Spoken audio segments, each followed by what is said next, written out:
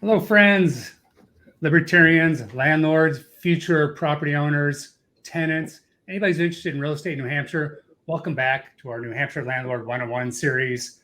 We're super excited today to have with us Brittany Ping of Ledgeview Commercial. Hello, Brittany. Hi, Mark. Thanks for having me back. Remind the viewers what Ledgeview Commercial does, what kind of services you offer, and how many units you have under management. Yeah, so we are third-party property management. We work with investors to manage their properties turnkey. So if you don't want to have to think about it except for once a month when the rent checks come in, and we provide you with that surplus, then you don't have to. If you want to be super involved in communicating with me on a consistent basis, also happy to do that. We manage about 265 units and 4 condo associations, mostly in the Manchester-Concord corridor. Well, you guys do a great job. I can attest to that. Even though I'm in the real estate business and have owned a number of rental properties over the years, I do not like being a property manager, even for my own properties.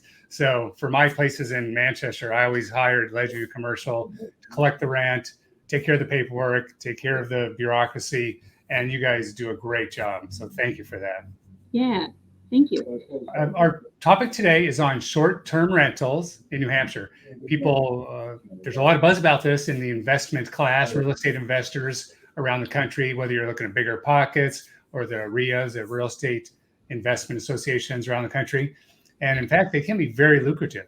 We're talking about houses or apartments or yurts that you can put in, let's say, VRBO, or most notably Airbnb. So let's talk a bit about that. I don't know if your company manages short-term rentals. Do you bother with that? No, so we don't do short-term rentals, and it's for some of the reasons that we're talking about right now. So we don't have a rooms and meal license. It's definitely something that is super popular, or even converting like a triple decker, like a standard thing here in Manchester into an Airbnb. It's absolutely a cool investment opportunity. So not something that we manage for owners, but really interesting and fun to talk to you about today.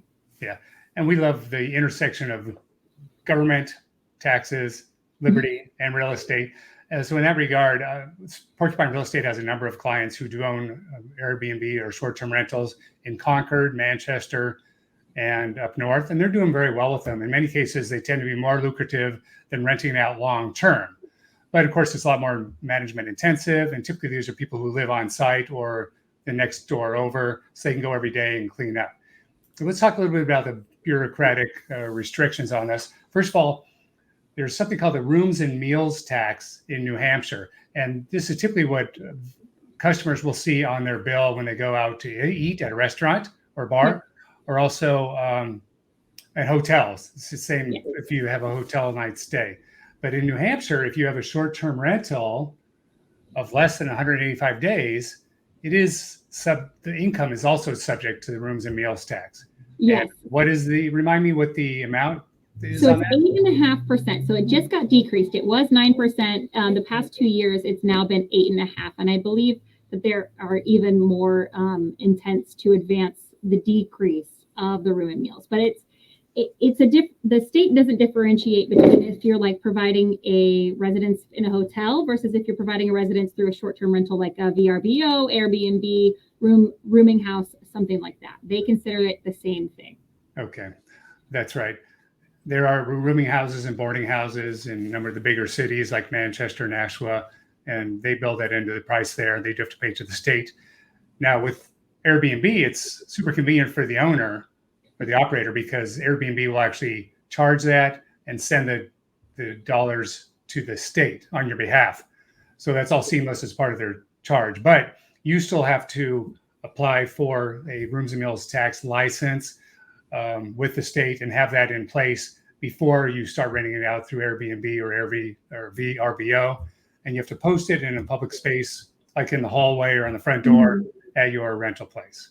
So we want our customers to be fully aware of these things. Yeah, and you also have to use it in all of your marketing, right? So you'll have to post your license number in your marketing for rentals as well, just to show your compliance. Yeah. And if you want to do it on your own, it's one time a month you pay to the state that amount that you collect. Okay. And then it's kind of crazy. So if you have somebody that does live with you for more than 185 days, you have to pay them back the taxes that you charged them while they were in the short-term rental piece of their tenancy. Yeah. So the meals and rooms tax license does last 2 years. You have to renew it every 2 years. And this is just another hint for some of our landlord friends and clients.